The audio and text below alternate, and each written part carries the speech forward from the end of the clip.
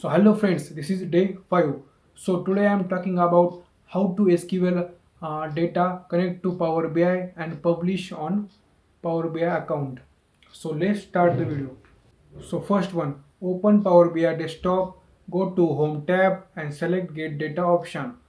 Second one, go to SQL server and select SQL server as a data source. So third one, enter our server name. No, you did not know our server name, so ask our admin or check in SSMS. SSMS means SQL Server Management Studio. You can select SQL query or write SQL query for full specific data. So fifth one, you can OK and load our data on Power BI. Power BI will connect our SQL server to Power BI.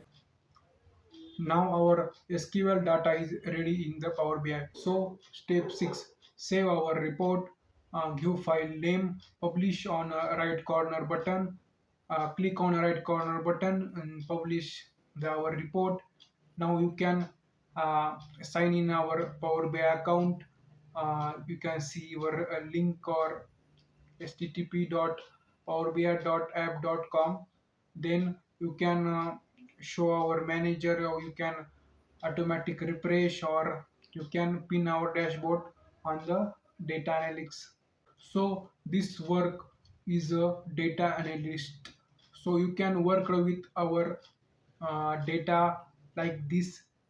So like and subscribe my channel, and thank you for watching my video. So see you soon.